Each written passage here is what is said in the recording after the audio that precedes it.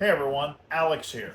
Welcome to another episode of the Bandsaw Life. Now today I want to go over something that I get asked a lot.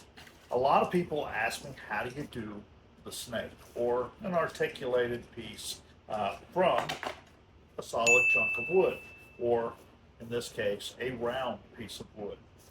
Now I will tell you, when it comes to cutting these things, start with the soft stuff. Matter of fact, start with something that you just don't really care about. Start with something that's square so that it's easier to do the two rotations that you have to do in order to make this work.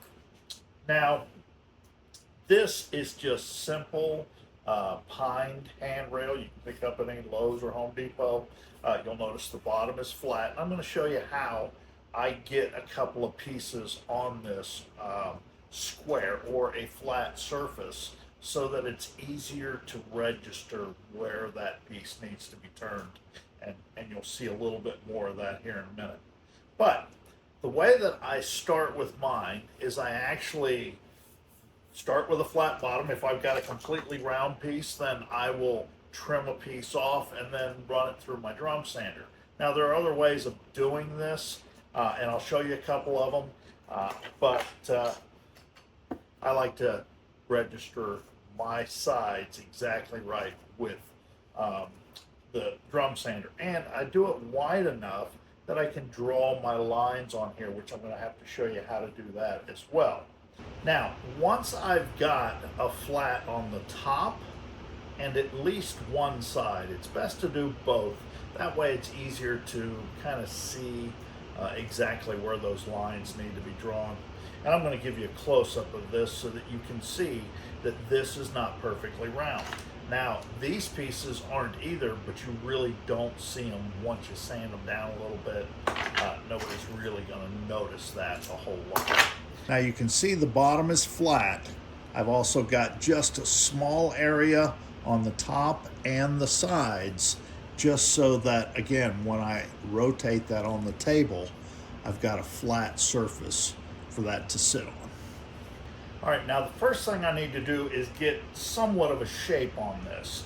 And I'll show you what I normally do. And you've got to get this kind of almost to this shape before you start to draw lines or do anything else, because then when you start to sand, you're going to take some of those lines away. And there are a lot of lines you're going to want to draw on this, not for perfection, but to give you a reference. That way, when you are cutting this, if you go around it or go outside the line, it's not going to be that big of a deal. So the first thing that I need to do is put some sort of a head shape on here. Now the first thing that we need to do is we need to put some sort of a shape, just like we do on these, for the head. Now you'll notice that this one I actually tapered down a little bit. I'll do that a little bit more on this pine piece. I am the world's worst artist, but I know roughly the shape that I'm going to need. We don't want to go too thin in here, mainly because if we do, then our lock piece will get thinner and that piece will be weaker. So, got just kind of a rough shape here on the head, and I'll do a little bit of cutting and then I'll do some sanding to show you how that's done. And then on the tail, obviously we just want to kind of round that over on both sides, top and bottom, so that way we have basically a nice kind of pointed, unless you're really good at carving, and then you might want to throw some rattlers on there. And if you do that, I'd like to see the video of it. So let's get cutting. Safety first.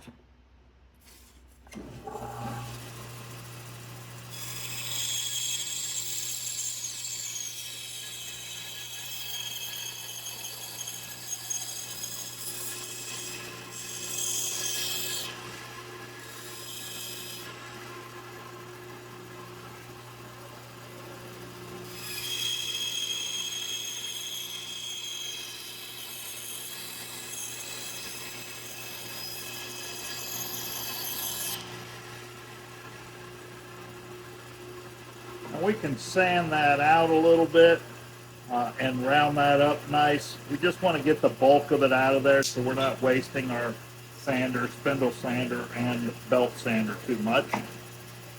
Then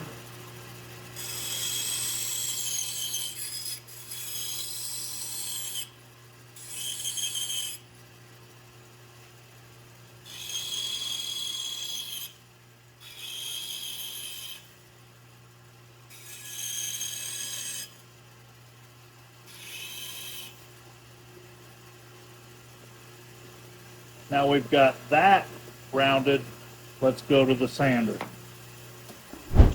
All right, now I want to get these kind of cleaned up a little bit, be able to get the tail and most of the head rounded around and that top sloped down a little bit. But in order to do these, I'm going to need a spindle sander, which we'll move to next.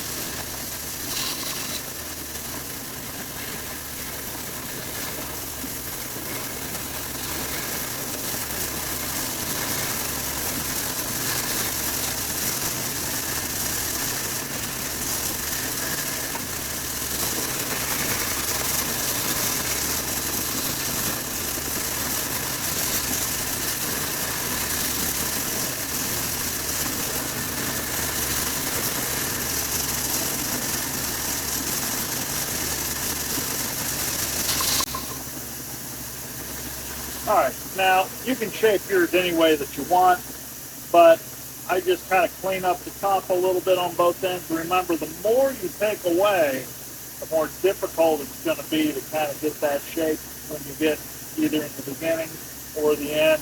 It'll be difficult to make the turns evenly and have your locking pieces come out perfectly straight up and down, which is pretty important in this.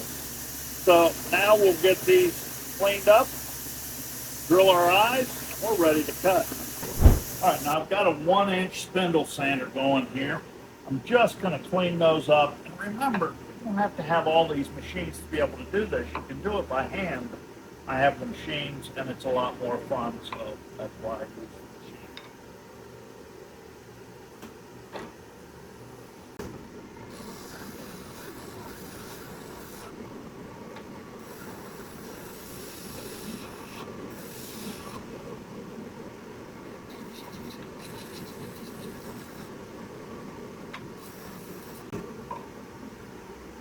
We've gotten that cleaned up enough.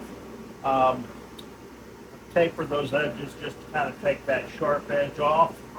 We'll do the other side now. Actually, since we've got flat on the top, we can stay right where we're at.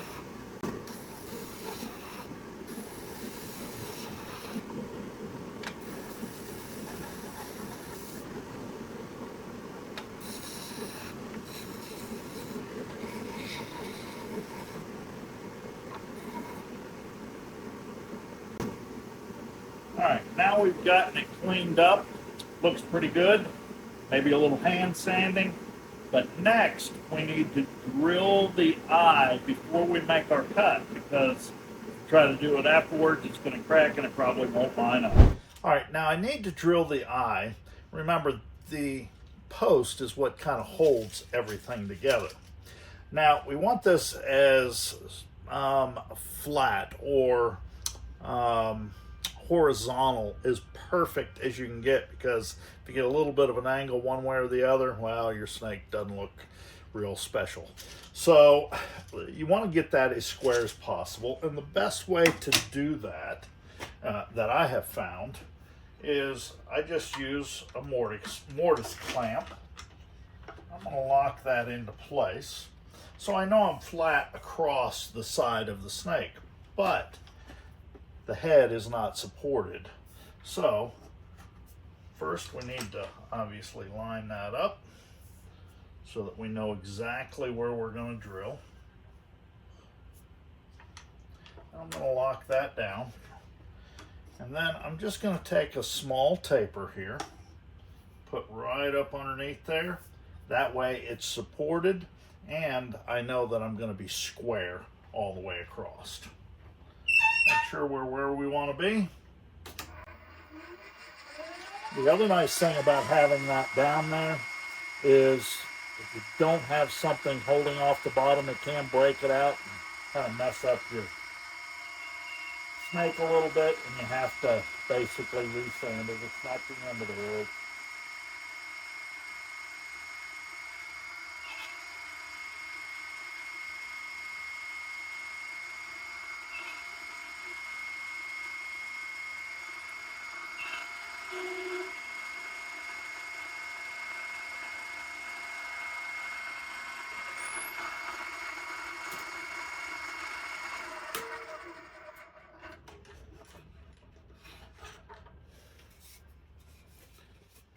And just like that, we've got a nice square or perpendicular or horizontal hole for that pin to go in. Now what I'm using for the dowel or the eye is just a piece of 1/8 inch brass rod. You can buy it at Lowe's or Home Depot, pretty common.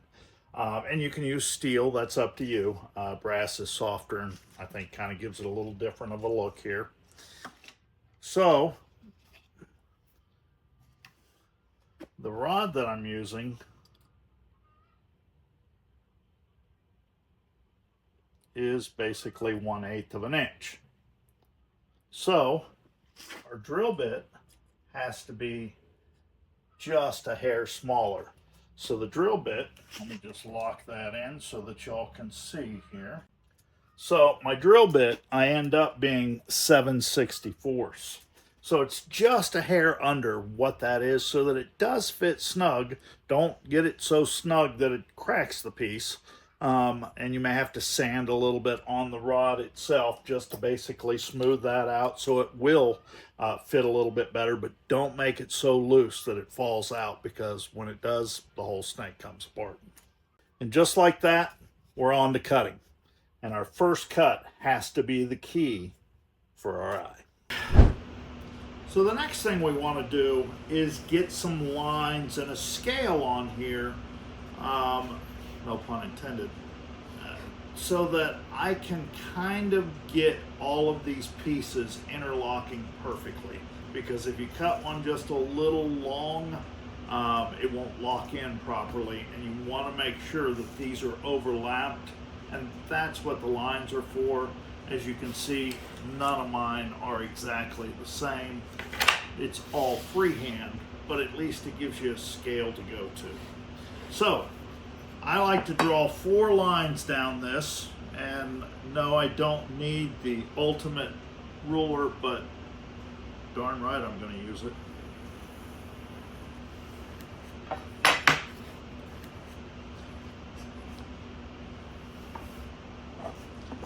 So I'm going to draw 4 lines across here.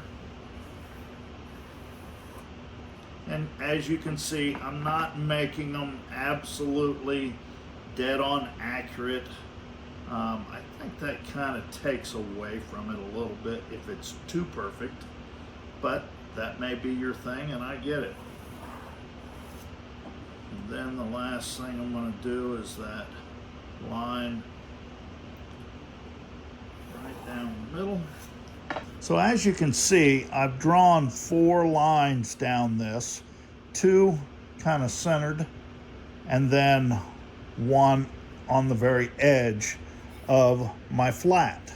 That way, when I come in and do my little puzzle piece, I know where the inside edge of the puzzle piece starts and the outside ends. Now, I also need to have perfect lines so that I know how to interlock them. But I'm going to do this on the top so that I'm working off of the flat when I'm cutting that one. And then I'm going to do one on the side as well. That way, when I roll it over to this side, I've got a reference as well.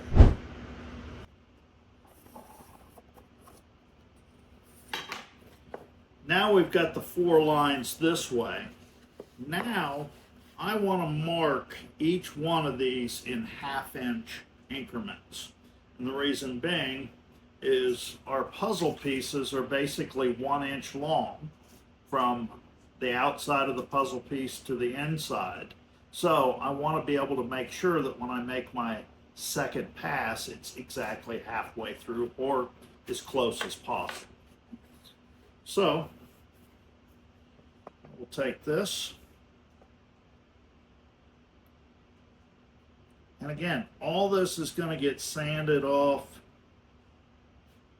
No sense in getting real heavy, because the heavier you mark it, the more sanding you got to do.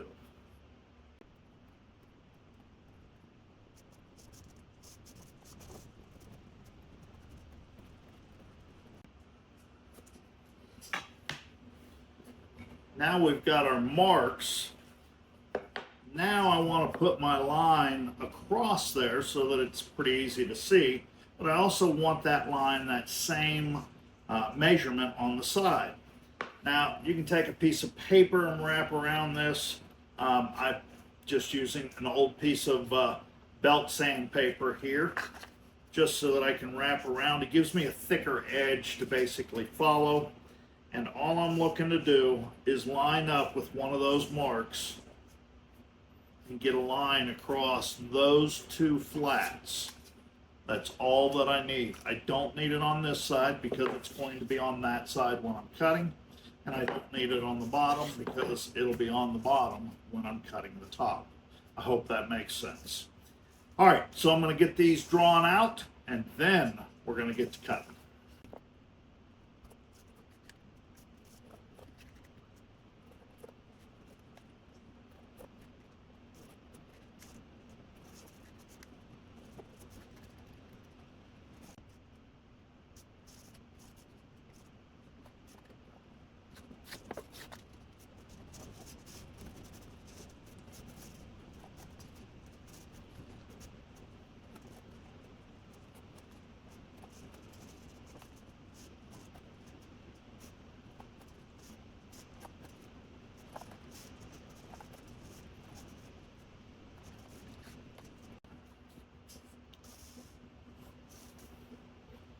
All right, now we've got our grid drawn out. Now let's get to cutting. First thing we've got to do is to cut our key, just like you see right here, for that pin to go through. All right, now we're ready to do some cutting here. Make sure that you've got a flat surface to lay this on, that you can line these up. If you get these out of order, I'm not going to say it's impossible to get back together, but it's a little difficult. You'll also notice at the end that I number each individual piece. Has to be. Otherwise, you will never get it back together. All right. First thing we want to do is make our cut. Now, as I cut this, I want you to notice that I'm going to do my key this way, and then I'm going to do my side cut. You have to do a flip on both of these. Each piece has to be the opposite side. So we'll start with this.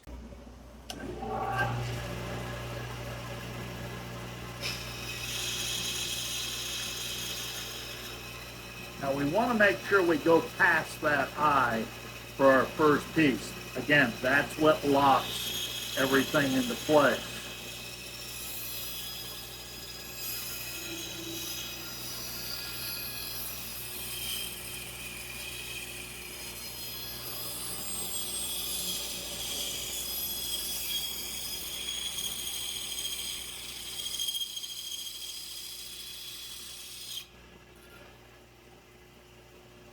As you can see, we got that past that. So now this piece will lock into place. We'll set here to the side, and then again, we rotate it each cut. Now, we know that our piece has to lock in here, so I'm going to make sure that I get past that. That's what these lines are for. We want to do basically every other one.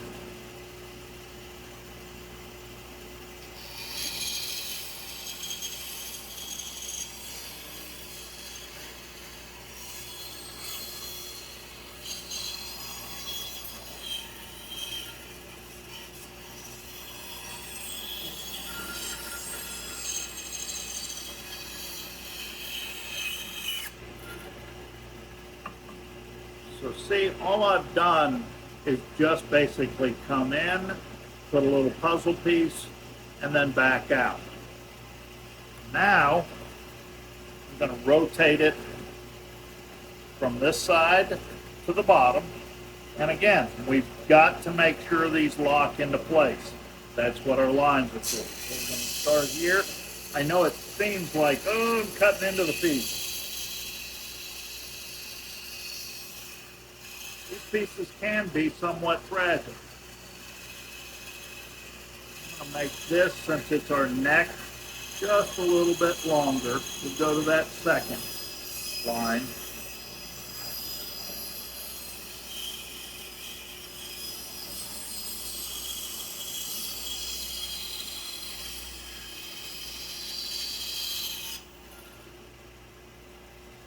So now we just continue to flip.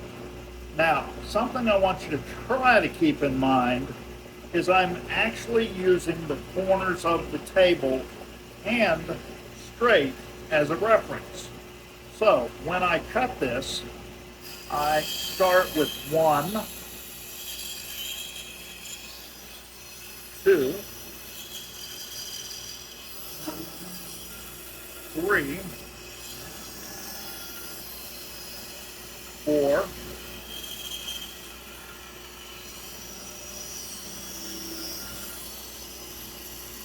5, 6, 7, and out. And just like that, we've got another piece.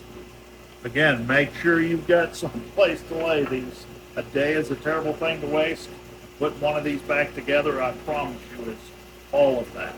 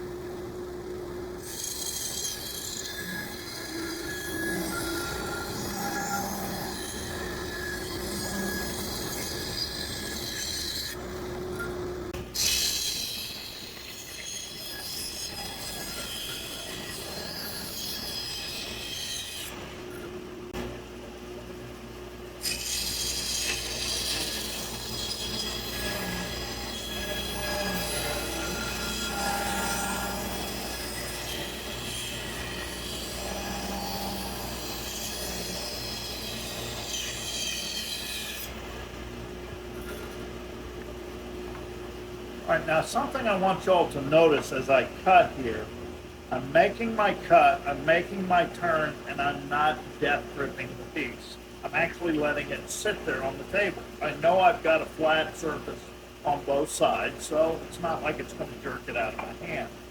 But by doing that, we don't give it an unnecessary pivot point. So it's cut in, now I can release. I can turn, and again, you'll notice there's no pressure down. The harder you push down, the harder it is to push through.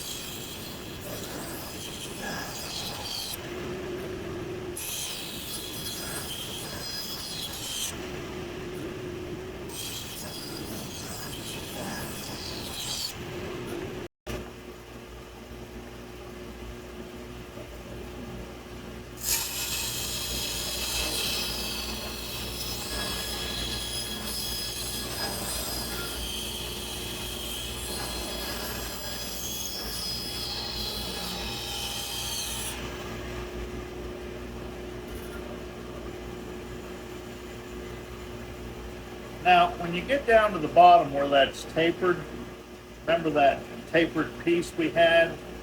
That probably doesn't hurt to have some sort of support. That way, less chance of it binding on. So I'm just going to start with that. That way I kind of know exactly where it should be.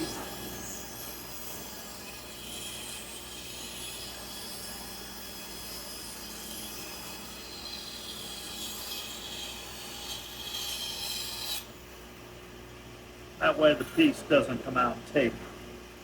At the bottom, it's fine. It's flat all the way down. So.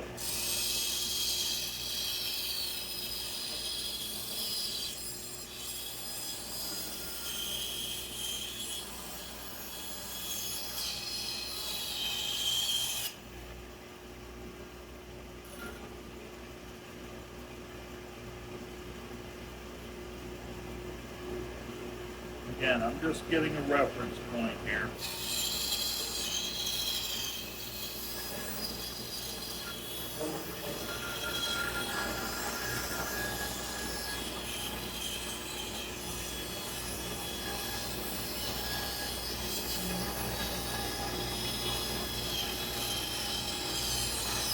When you get into harder wood, that's going to be extremely hard to hold up, so you're definitely going to want some sort of support. You can even tape it to it. Better than trying to hold it in place, especially in harder material. We'll make this our last cut.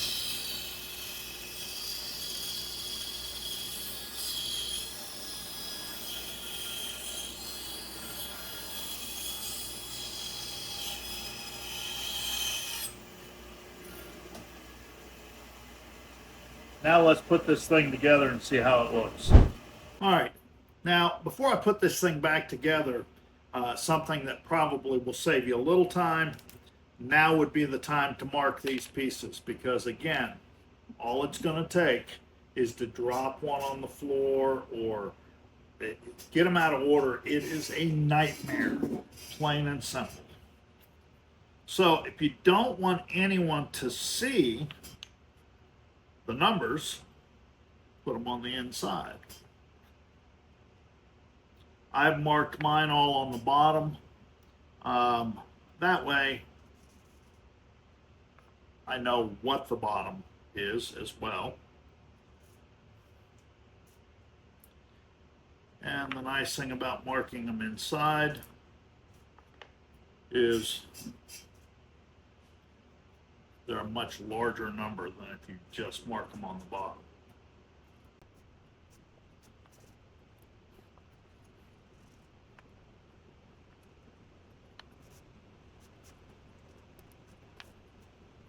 It also helps to know which direction you started or laid these down in.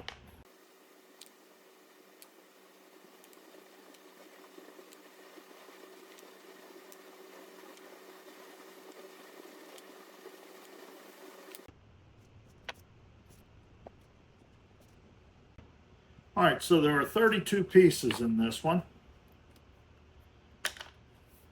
And when you put this back together, you start with your last piece and work your way to your first piece.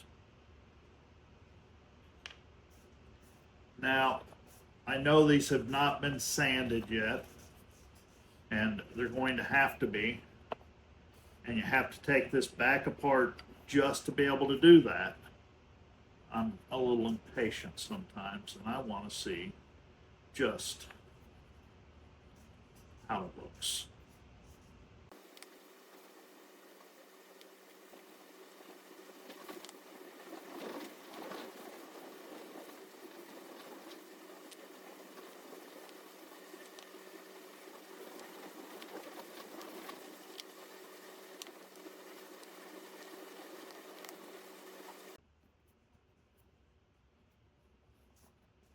Put our key in place, then our pin.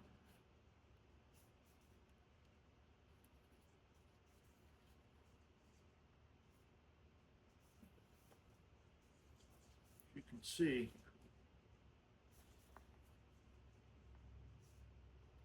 it does fit snug, but be careful. Don't push so hard to crack a piece. It's a fairly fun, easy project. And remember, you cannot sand it in one piece. You got to take it apart and sand them all individually. I also suggest that you put a little varnish or lacquer, anything that you want on these pieces, something that's hard and will dry quickly. That way they don't stick together. And also do that individually. Don't try to do it as a whole, or you'll see all those shadows and it'll just never fill in properly. Now, I hope you all enjoyed this. Don't forget to ring that bell at the top if you want to know about new videos. And of course, like and subscribe. Thanks for watching. See you next time on the Bandsaw Life.